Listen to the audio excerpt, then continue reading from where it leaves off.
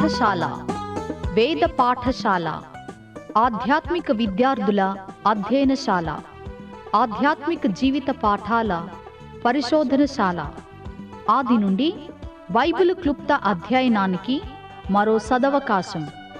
ఆయా వ్యక్తుల జీవిత పాఠాలు నేర్చుకునే మరో సువర్ణవకాశం.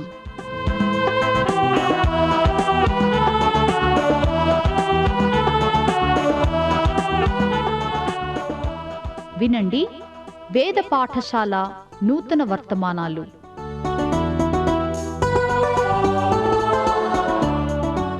వేద పాఠశాల రేడియో శ్రోతలకు స్వాగతం. పాత నిబంధనలోని ప్రవచన విభాగము నుండి మేకా గ్రంథ ధ్యానాన్ని వినడయున్నాం. ముందుగా మేకా గ్రంథము 1వ అధ్యాయము 2వ వచనము నుండి 6వ వచనం వరకు చదువుకుందాం. సకల జనులారా ఆలకించుడి, భూమి నీవును నీలోనున్న సమస్తమును చెవియొగ్గు వినుడి. ప్రభువుకు యెహోవా మీ మీద సాక్ష్యము పలుకుబోచున్నాడు. ఇదిగో, యెహోవా తన స్థలము విడిచి బయలుదేరుచున్నాడు. ఆయన దిగి భూమి యొక్క ఉన్నత స్థలముల మీద నడువబోవుచున్నాడు.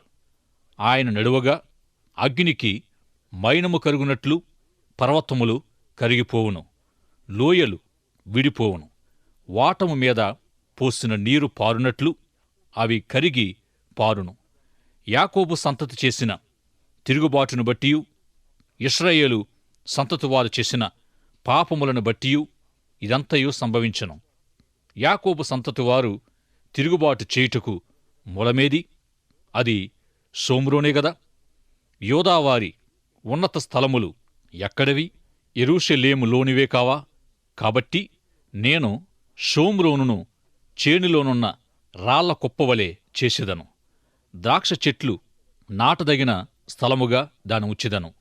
ప్రవచన గ్రంథాల అధ్యయనాల్లో ప్రతి ప్రవక్తను గూర్చి ప్రవక్తలలోని ప్రతి ఒక్కరూ ఎంతో గొప్పవారని తెలుసుకుంటూ వచ్చాం. ఇట్టివారిలో ఒకానొక గొప్పవాడు ప్రవక్త అయిన మేకా.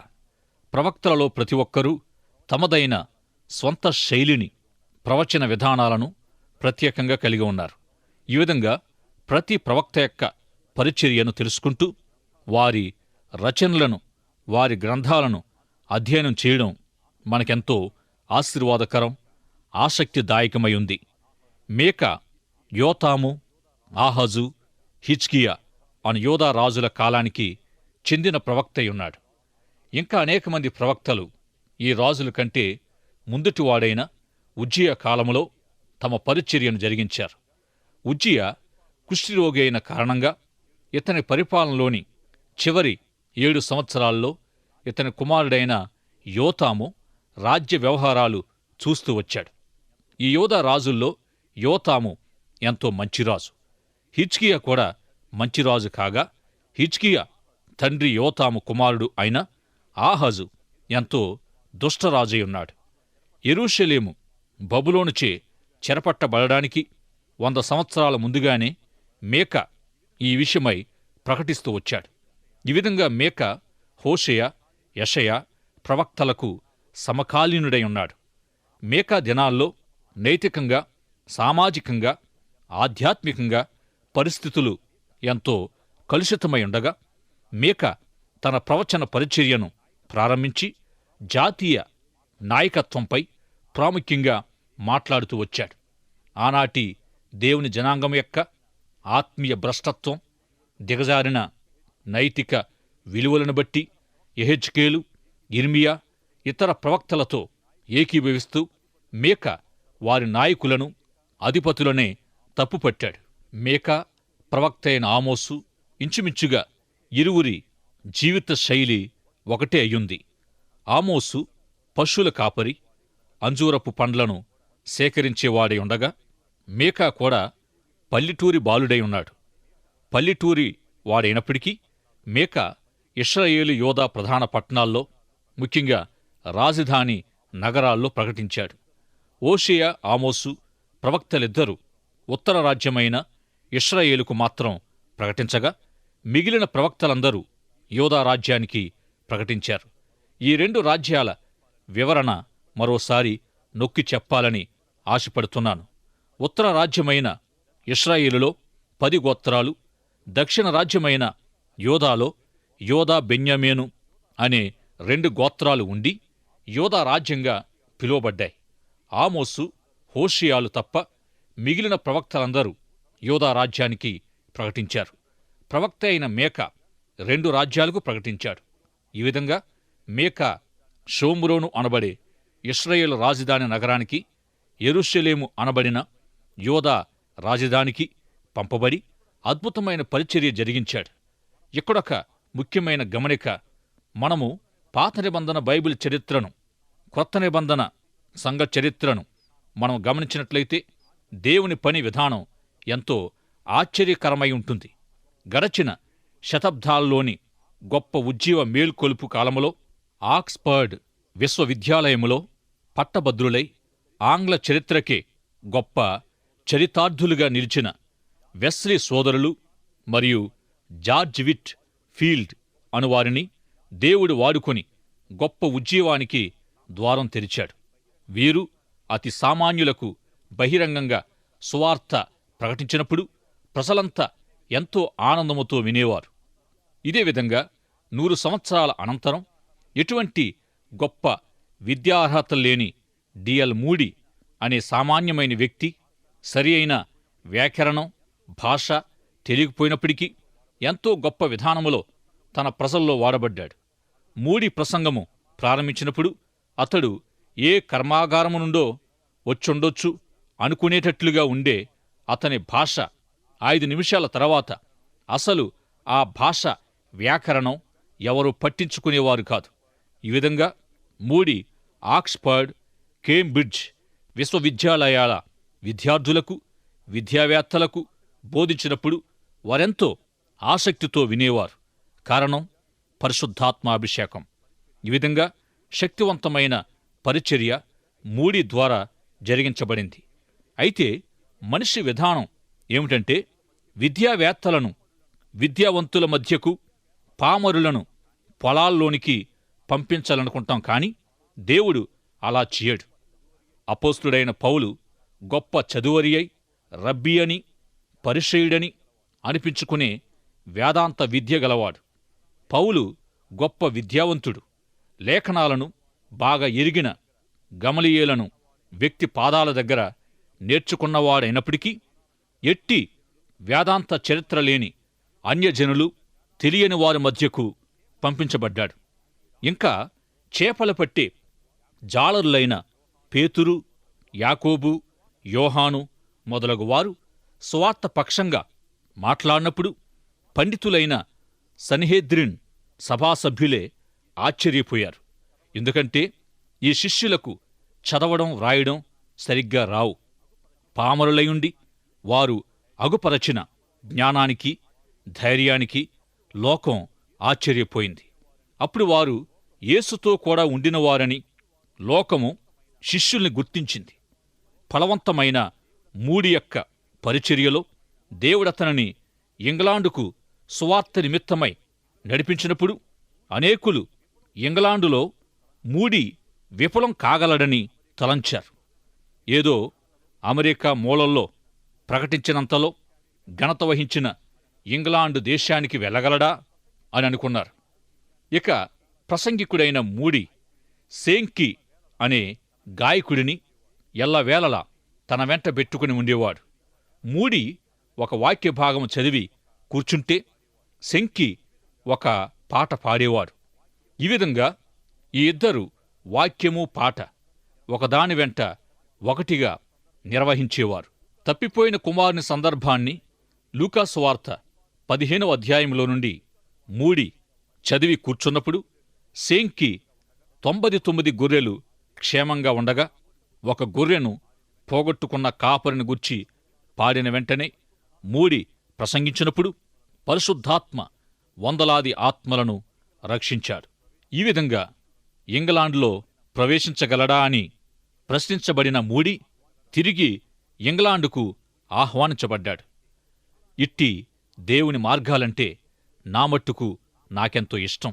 ఈ విధంగా సామాన్య స్థితిగతుల్లో పల్లెల్లో పెరిగిన మీకా ఇశ్రాయేలు యోధా ప్రధానులను, ప్రముఖులను ప్రాముఖ్యంగా సంబోధిస్తూ సందేశాలనిచ్చాడు. మీకా మొదటి ప్రసంగము భూమిపైనుండే సమస్త ప్రజలకిస్తూ దేవుడు శిక్షించనయ్యున్న సమరయ, యెరూషలేములకు పిలుపునిస్తూ వచ్చాడు.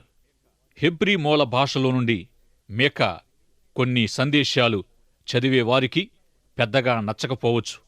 అయితే అతని సందేశాలను బట్టి మీకా యొక్క జ్ఞానాన్ని, వాక్ పటిమను మీరు అర్థం చేసుకోగలరు. మొదటి అధ్యాయము 8వ వచనం నుండి 12వ వచనం వరకు మనం చదువుకుందాం. దీనిని చూచి నేను కేకలు వేయుచు ప్రలాపించుచున్నాను. ఏమీయూ లేకుండా దిగంబరినై నక్కలు అరుచునట్లు అరచుచున్నాను. నిప్పుకోడి మూల్గునట్లు మూల్గుచున్నాను. దానికి తగిలిన గాయములు మరణకరములు. అవి యోధాకు తగిలియున్నవి.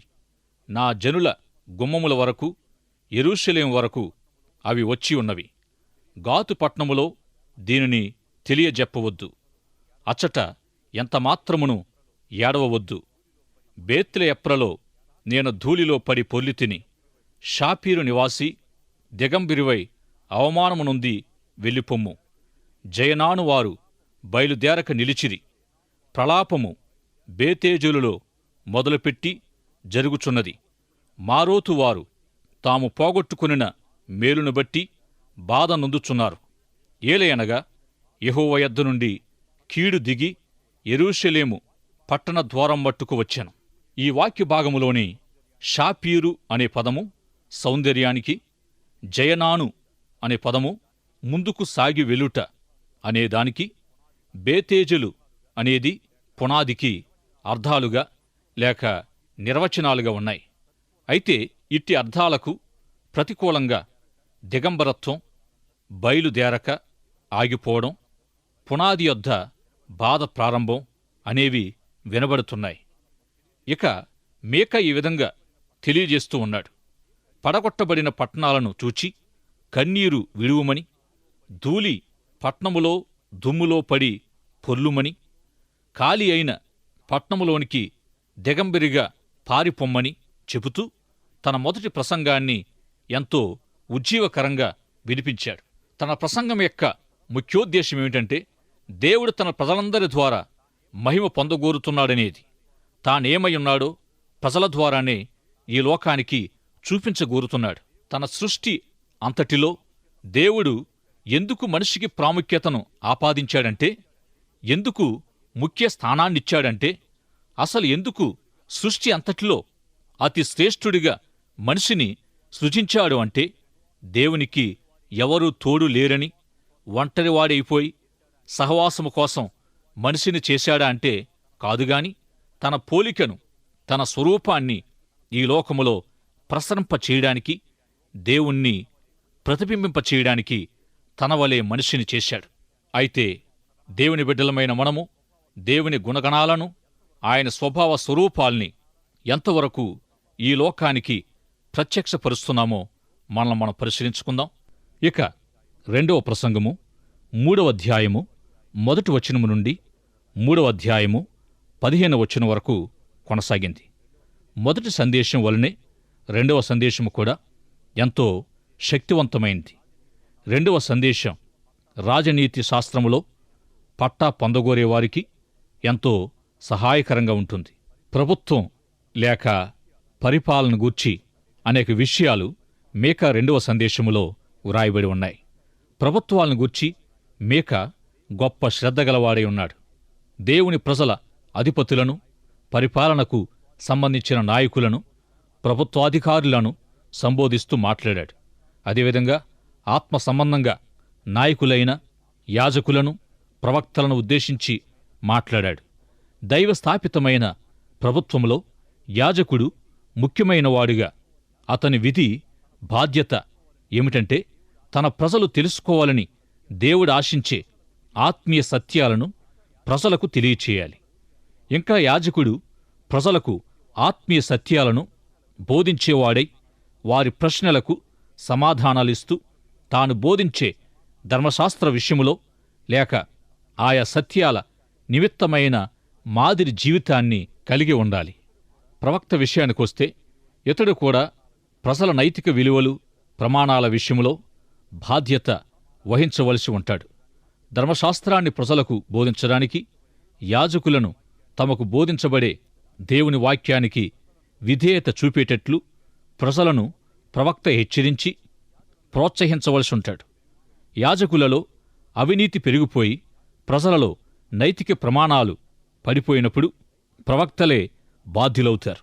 ఈ విధంగా దైవ స్థాపిత ప్రభుత్వంలో యాజకుడు మొదటివాడు, ప్రవక్త రెండోవాడు కాగా మూడవ నాయకుడు దేవుని ధర్మశాస్త్ర విషయంలో యాజకులచే బోధించబడే దైవ చట్టాన్ని ప్రజలు నెరవేర్చేటట్లు చూడాలి.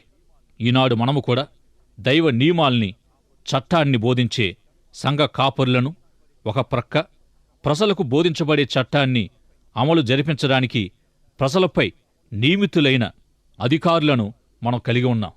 ఈ విధంగా అధికారులు దేవునిచే నియమింపబడినవాడై ఉన్నారని, వీరు ఊరకయే ఖడ్గము ధరింపరని, ఎవరైతే చట్టాన్ని అతిక్రమించి తప్పు చేస్తారో వారిపై ఆగ్రహం చూపే దేవుని పరిచారకులని పౌలు భక్తుడు తెలియజేశాడు.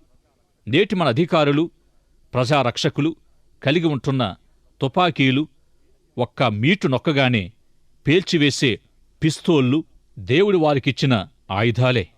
ఈ విధంగా లేఖనాల ప్రకారం దేవునిచే నియమింపబడిన ప్రభుత్వం యొక్క 3 దశలను గూర్చి మేకా తన గ్రంథములో తెలియజేశాడు. 1, దేవుని వాక్య సత్యాలను ప్రజలకు బోధించి ప్రజల కొరకు దేవుని యొద్ద విజ్ఞాపన చేసే యాజకత్వం పరిచర్య మొదటిది. 2వది, యాజకులచే బోధించబడిన ధర్మశాస్త్ర సత్యాలను ఆచరించి విధేయత చూపేటట్టు ప్రజలను హెచ్చరించి ప్రోత్సహించే ప్రవక్త పరిచర్య రెండవది కాగా, యాజకుల ద్వారా దేనినైతే పొందారో, ప్రవక్తల ద్వారా దేని నిమిత్తం హెచ్చరించబడ్డారో అట్టి దేవుని ధర్మశాస్త్ర చట్టాన్ని ప్రజలచే, పౌరులందరిచే అమలు జరిపించే బాధ్యత సమాజములోని అధికారులదై ఉంది. మేకా తెలియజేసిన ప్రభుత్వం యొక్క 3 దశలు ఇవే. ఇప్పుడు 3వ అధ్యాయములోని సంగతులను మనం చూద్దాం. ఈ 3వ అధ్యాయములో మేకా ప్రజల నాయకులను, అధికారులను సంబోధించాడు. ఎందుకంటే అధికారులు లంచగొండులై బహుమానాలను ఆశించి న్యాయాన్ని త్రిప్పివేశారు గనుక మేకా వారిని ఖండించాడు. ప్రజల నాయకులు తమ బల్లల క్రింద నుండి లంచాలు స్వీకరిస్తూ వచ్చారు. ఇక యాజకుల విషయానికొస్తే వీరు కూలీకి బోధించారు. దీనిని బట్టి మనము అర్థం చేసుకోగలిగేదేమిటంటే, ఈ యాజకులు దేవునిచే పిలువబడినవారు కాక యాజకత్వాన్ని జీవనోపాధి నిమిత్తమైన ఒక వృత్తిగా చేపట్టారు. హెబ్రీ పత్రిక 5వ అధ్యాయములో ప్రతి యాజకుడు యాజక సేవ నిమిత్తమై దేవునిచే పిలువబడాలి. నిజంగా దేవునిచే పిలువబడినవారెవరైనా త్యాగ నిరతితో దేవుని సేవిస్తారు. దేవునిచే పిలువబడిన వారికి జీతాలు, వేతనాలు ముఖ్య స్థానములో ఉండవు. దేవునిచే పిలువబడి దేవుని సేవను పొందిన ప్రతి ఒక్కరూ త్యాగము, నిస్వార్థత ప్రధానంగా కలిగి ఉంటారు. త్యాగపూరితంగా, నిస్వార్థంగా దేవుని సేవ చేయాలంటే సేవకులు నిజంగా దేవునిచే పిలువబడి దేవుని సంబంధులై ఉండాలి. దైవ సేవకుడు దేవుని పిలుపు ద్వారానైనట్టి సేవను సంపూర్ణపరుస్తున్నాడు. సంఘ విశ్వాసులే సేవకుల అక్కరల నిమిత్తమైన బాధ్యతను కలిగి ఉంటారు. అయితే దైవ సేవకుడు లాభాల కొరకు ఎదురు చూడకూడదు. ఇతరులతో ఎన్నడూ పోల్చుకోకూడదు. మేకా ఈ విధంగా దైవ సంబంధమైన పిలుపుతో కూడిన యాజకత్వంలో లౌకిక తత్వం చోటు చేసుకున్నప్పుడు ఎంతో వేదన చెందినవాడై ఆత్మీయ విశ్వాస భ్రష్టత్వానికి గురైన యాజకులను, ప్రవక్తలను, అధికారులతో సహా ఖండించాడు. ప్రవక్తలపై ఎంతో కఠినంగా, దృఢంగా నేరస్థాపన చేశాడు. ఈ విధంగా ఉన్నత పదవులను, ధనాపేక్షను మేకా ఖండిస్తూ వచ్చాడు. యాజకులు కూలీకి బోధించినప్పుడు యాజకత్వం జీవనోపాధి మార్గమైపోయింది, లౌక్యముతో కలిసిపోయింది. ఇదే విధంగా ప్రవక్తలు డబ్బుకు ప్రవచనాలు చెప్పారు గనుక మంత్రతంత్రాలు జరిగించేవారికి ప్రవక్తలను పోల్చాడు. ఈ విధంగా ప్రవక్తలు మాంత్రిక విద్య అభ్యసించిన వారి వలె వ్యవహరించినప్పుడు ప్రవక్త అయిన యిర్మీయా వలనే మీకా కూడా వ్యతిరేకించాడు, వారిని ఖండించాడు.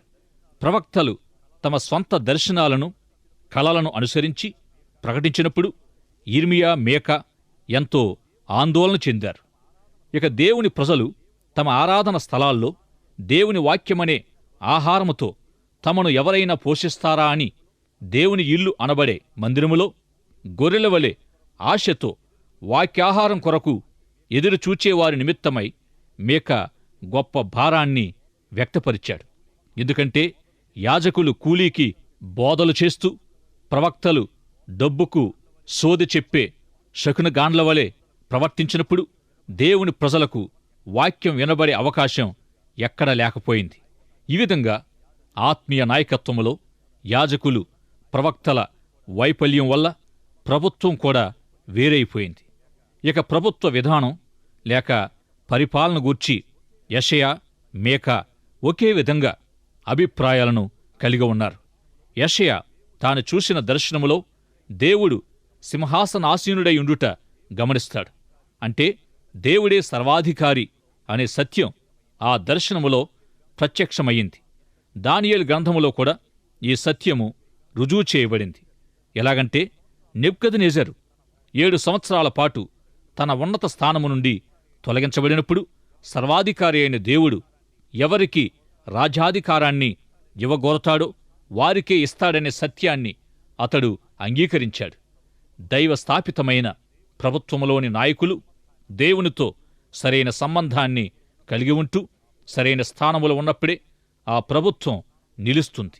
లేకుంటే దేవుడు స్థాపించిన ప్రభుత్వాల్ని గుర్చిన దేవుని సంకల్పాలు నెరవేరడానికి అవకాశం లేకుండా పోతుంది. అధికారులు లంచగొండులైనప్పుడు ప్రజలు తప్పుడు విలువలకు దిగజారిపోతారు. యాజకులు కూలీకి బోధించేవారైతే ప్రజలు ఆత్మీయంగా భ్రష్టులైపోతారు, ఆత్మీయంగా బలహీనులైపోతారు. ప్రవక్తలు ప్రజలకు వాక్యం బోధించక వాక్య ప్రకారము ప్రజలను నడిపించలేకపోయినట్లయితే నైతికంగా ప్రజలు చెడిపోతారు. ప్రభుత్వ వ్యవస్థలో కూడా యథార్థత, నమ్మకత్వాలు లేకుండా పోతుంది. క్రైస్తవుల్లో చాలామంది తాము రాజకీయాలకు దూరంగా ఉండాలని అనుకుంటారు. కాని దేవుడే ప్రభుత్వాల్ని స్థాపించేవాడు, ప్రభుత్వం ద్వారా పనిచేసేవాడై ఉన్నాడు. మీకా సూచించిన 3 దశల ఎడల దేవుడు గొప్ప ఉద్దేశాన్ని కలిగి ఉన్నాడు. ఈ 3 విధాల ప్రభుత్వం పనిచేయకపోవడం దేవునికిష్టం లేదు. ఇక మీకా 5వ అధ్యాయము 2వ వచనములో మెస్సియా యొక్క ప్రవచనం వ్రాయబడింది. ఈ వాక్యము క్రైస్తవులందరికీ చిరపరిచితమైనది. 5వ అధ్యాయము మొదటి 4 వచనాలు మనం చదువుకుందాం. అయితే సమూహాలుగా కూడుదానా, సమూహాలుగా కూడుము. శత్రువులు మన పట్టణము ముట్టడి వేయుచున్నారు. వారు ఇశ్రాయేలీయుల న్యాయాధిపతిని కర్రతో చెంపమీద కొట్టుచున్నారు. బేత్లెహేము, ఎఫ్రతా, యూదావారి కుటుంబములలో నీవు స్వల్ప గ్రామమైనను నా కొరకు ఇశ్రాయేలీయులను ఏలబోవాడు నీలో నుండి వచ్చును. పురాతన కాలం మొదలుకొని శాశ్వత కాలము ఆయన ప్రత్యక్షమగుచుండెను. కాబట్టి ప్రసవమగు స్త్రీ పిల్లను కనువరకు ఆయన వారిని అప్పగించును. అప్పుడు ఆయన సహోదరులలో శేషించిన వారును ఇశ్రాయేలీయులతో కూడా తిరిగి వత్తురు. ఆయన నిలిచి యెహోవా బలము పొంది తన దేవుడైన యెహోవా నామ మహత్యమును బట్టి తన మందను మేపును. కాగా వారు నిలుతురు. ఆయన భూమి అంతముల వరకు ప్రబలుడగును. యేసు పుట్టినప్పుడు హేరోద్ ధర్మశాస్త్ర పండితులను పిలిచి అడిగినప్పుడు వారు మీకా ప్రవచనాన్నే అతనికి వినిపించారు. తన ప్రజల అవిధేయతకు దేవుడు వారిని బహిరంగంగా శిక్షించినప్పటికీ 2వ అధ్యాయములో వారి పునరుద్ధరణ గూర్చి కూడా వాగ్దానం చేశాడు. ఇక మీకా గ్రంథములోని మెస్సియా ప్రవచనం నెరవేర్చబడి లోకమంతటికీ నిరీక్షణ అయ్యుంది.